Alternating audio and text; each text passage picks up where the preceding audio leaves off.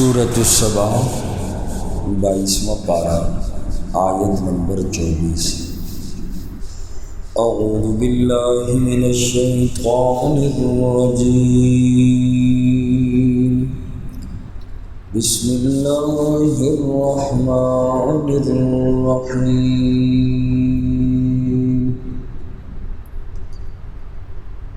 قل من یرزقکم، آپ فرما دیجئے کون ہے جو تمہیں رزق دیتا ہے، من السماوات والارض، زمینوں اور آسمانوں سے، قل اللہ، آپ فرما دیجئے کہ اللہ ہی رزق دیتے ہیں، وَإِنَّا أَوْ إِيَّاكُمْ، اور بے شک ہم یا تم، لَعَلَىٰ هُدًى، البتہ ہدایت پر ہیں، أَوْ فِي ضَلَالٍ مُبِينٍ،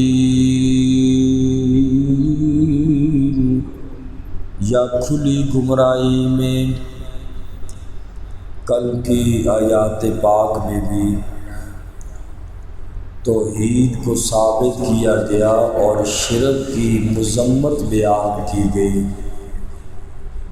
آج کی اس آیت مبارکہ میں بھی اللہ نے توحید کے عقلی دلائل پیش کیے اور فرمایا کہ اے میرا نبی، آپ ان مشرکین سے پوچھئے تو صحیح کہ تمہیں زمین و آسمان سے روزی کون پہنچاتا ہے، اور سورہ عبس میں اللہ نے فرمایا فَلْيَنظُرِ الْإِنسَانُ إِلَىٰ طَعَامِهِ أَنَّا صَبَبْنَا الْمَاءَ صَبًّا ثُمَّ شَقَقْنَا الْأَرْضَ شَقًّا، ذرا دیکھ تو صحیح انسان اپنے کھانے کی طرف۔ اللہ آسمان سے پانی برساتے ہیں، زمین سے پھر اللہ تبارک و تعالی اناج کو اگاتے ہیں، فَأَنبَتْنَا فِيهَا حَبًّا وَعِنَبًا وَقَضْبًا وَزَيْتُونًا وَنَخْلًا وَحَدَائِقَ غُلْبًا وَفَاكِهَةً وَأَبًّا مَتَاعًا لَكُمْ وَلِأَنْعَامِكُمْ، یہ ساری چیزیں رب پیدا کرتا ہے تمہارے فائدے کے لیے اور تمہارے جانوروں کے لیے۔ اے لوگوں، ذرا اس چیز میں غور کرو کہ رزق پہنچانے کا انتظام رب نے تم تک کس انداز میں کیا۔ کیا اللہ کو چھوڑ کے جن کی تم پوجا کرتے ہو، آیا وہ رزق کا ایسا انتظام کر سکتے ہیں؟ اے نبی، کفار تو جواب نہیں دیں گے، آپ خود ہی فرما دیجئے قل اللہ، آپ فرما دیجئے کہ یہ سارے رزق کے انتظام کرنے والے رب کی ذات ہے، کائنات میں اور کسی کو کوئی رزق نہیں دے سکتا۔ قرآن کریم میں اللہ نے فرمایا وَمَا مِن دَابَّةٍ فِي الْأَرْضِ إِلَّا عَلَى اللَّهِ رِزْقُهَا، کائنات میں جتنی بھی زندہ چیزیں ہیں سب کا رزق اللہ کے ذمے ہے، رب ان تک پہنچاتا ہے۔ اے مکہ کے مشرکو، کسی نے لات سے رزق مانگا، کسی نے منات سے، کسی نے عزا سے رزق مانگا، فرمایا میرا پیغمبر ان کو کہہ دیجئے قل اللہ، رزق کا یہ انتظام کرنے والا رب کے علاوہ کوئی نہیں ہو سکتا۔ اور آیت کے اگلے حصے میں فرمایا وَإِنَّا أَوْ إِيَّاكُمْ، کہ بے شک ہم یا تم، البتہ ہدایت پر ہیں یا کھلی گمراہی پر۔ مقصد یہ ہے کہ مشرک اور موحد، توحید والا بندہ اور شرک کرنے والا بندہ، ان کے جو نظریات کا اختلاف ہے، اس کی بنا پر ایک گروہ ہدایت پر ہے اور دوسرا گمراہ ہے۔ دونوں صحیح بھی نہیں ہو سکتے، دونوں غلط بھی نہیں ہو سکتے۔ وَإِنَّا أَوْ إِيَّاكُمْ، فیصلہ کرو یا ہم یا تم، ایک ان میں سے ایک گمراہ ہے اور ایک ہدایت پر ہے، دونوں صحیح بھی نہیں ہو سکتے، دونوں غلط بھی نہیں ہو سکتے۔ اب ہمارا اور تمہارا حق بنتا ہے، فرمایا اچھی طرح سوچ لو کون حق پر ہے اور کون باطل پر ہے۔ تو اس آیت مبارکہ میں اللہ نے اپنی توحید کے عقلی دلائل پیش کیے، لوگوں کو کہا ذرا غور کرو ان چیزوں کے اندر تاکہ پتہ چل جائے کہ کون سچا ہے اور کون جھوٹا ہے۔ فرمایا قُلْ مَن يَرْزُقُكُم مِّنَ السَّمَاوَاتِ وَالْأَرْضِ، اے میرا نبی آپ فرما دیجئے کون ہے جو تمہیں رزق دیتا ہے آسمانوں اور زمینوں سے؟ قُلِ اللَّهُ، آپ فرما دیجئے اللہ ہی رزق دیتے ہیں۔ وَإِنَّا أَوْ إِيَّاكُمْ، اور بے شک ہم یا تم لَعَلَىٰ هُدًى، البتہ ہدایت پر ہیں، أَوْ فِي ضَلَالٍ مُبِينٍ، یا کھلی گمراہی میں۔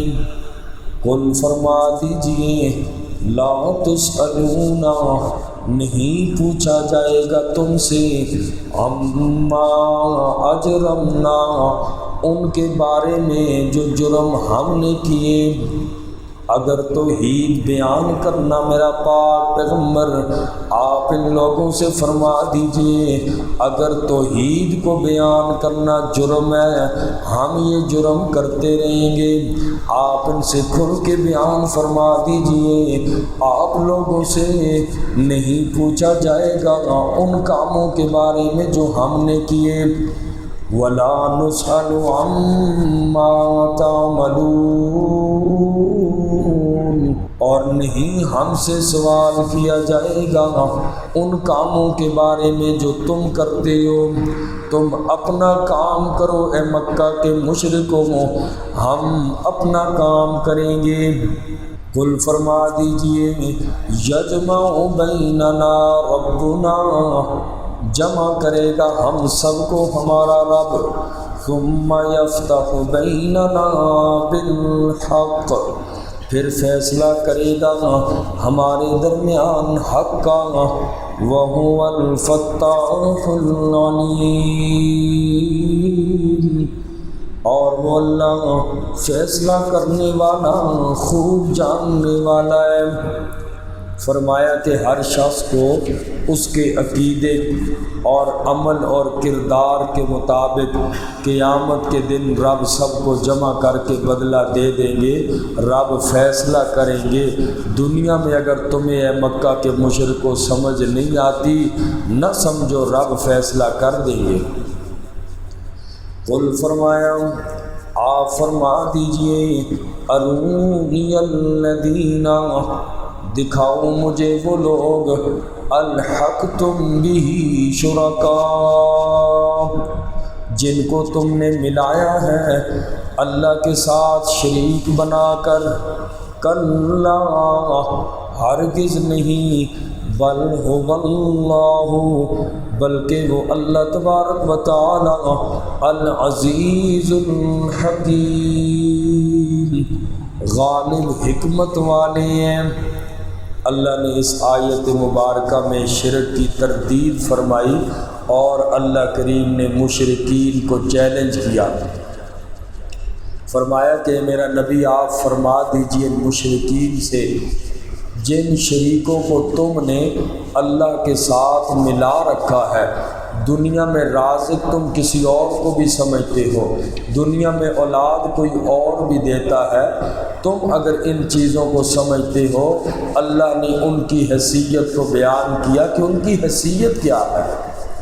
متصرف فی الامور اللہ، خالق اللہ ہے، مالک اللہ ہے، تو اس کا جواب اللہ نے دیا کلا، ہرگز نہیں، اللہ کے سوا ان صفات والا کائنات میں کوئی نہیں ہے۔ میں اللہ نے جتنی بھی مخلوقات بنائی ہے، مجھے معلوم ہے کس کے پاس کیا اختیارات ہے، اللہ نے فرمایا کلا، ہرگز نہیں، جو میری صفات ہیں ان صفات والا کائنات میں کوئی نہیں ہے۔ ہر چیز کا مالک بھی اللہ، ہر چیز کا مختار بھی صرف اللہ ہے۔ تو اس لیے فرمایا بل هو اللہ العزیز الحکیم، وہ اللہ غالب بھی ہیں اور حکمت والے بھی ہیں۔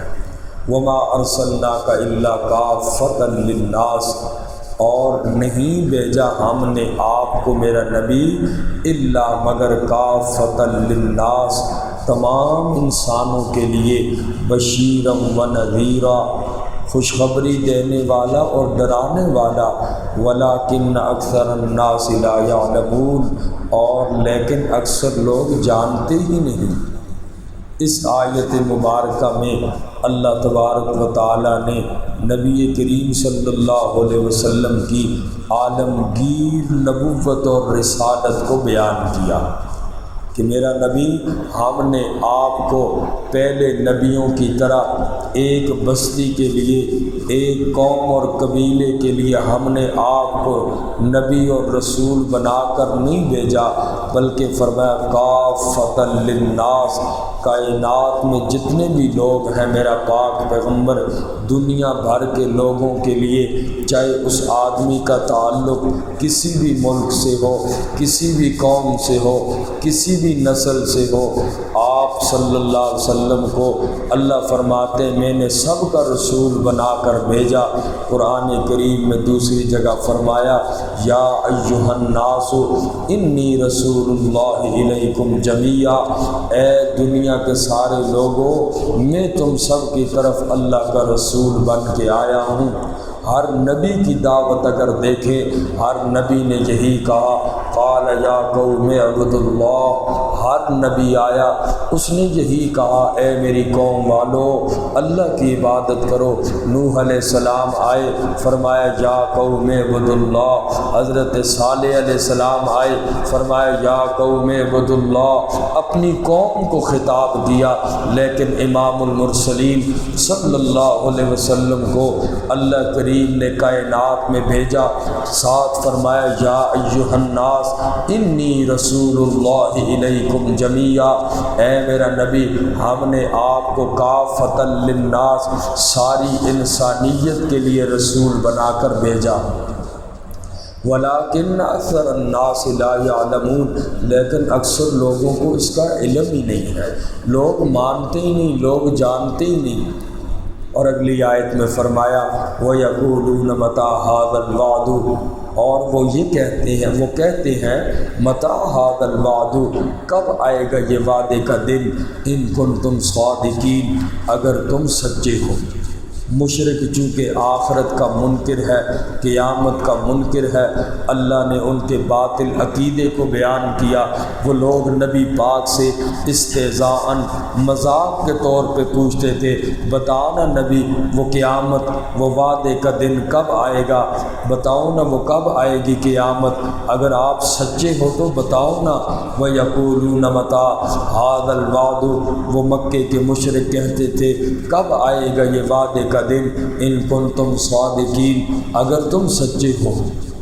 جواب دیا اللہ کریم نے قل، اے میرا نبی آپ ان سے فرما دیجئے لکم میعاد، تمہارے لیے ایک میعاد ہے، وقت مقرر ہے، یوم، ایسے دن کی، لا یستاخرون عنہ ساعۃ، نہیں تم پیچھے ہو سکو گے اس سے ایک گھڑی بھی، ولا تستقدمون، اور نہ ہی تم آگے بڑھ سکو گے۔ فرمایا میرا نبی آپ سے مذاق کرتے ہیں، پوچھتے ہیں قیامت کب آئے گی، اور ان لوگوں کا یہ عقیدہ تھا قیامت نہیں آئے گی، مذاق کے طور پہ اللہ کے نبی سے یوں کہتے تھے بتاؤ نا وہ کب آئے گی۔ اللہ کریم نے فرمایا وہ دن میں اللہ نے مقرر کر دیا ہے، یاد رکھو جس دن وہ دن آ گیا، فرمایا تم ایک لمحہ بھی پیچھے نہیں ہٹا سکو گے اس لمحے کو، نہ ہی تم اس سے آگے بڑھ سکو گے۔ اور قیامت برحق ہے، قیامت عقائد میں سے ہے، جو آدمی قیامت پر ایمان نہیں رکھتا وہ انسان کافر ہو جاتا ہے۔ اللہ ہم سب کو عمل کی توفیق نصیب۔ الحمد لله رب العالمين. ربنا تقبل منا إنك أنت السميع العليم وتب علينا إنك أنت التواب الرحيم برحمتك يا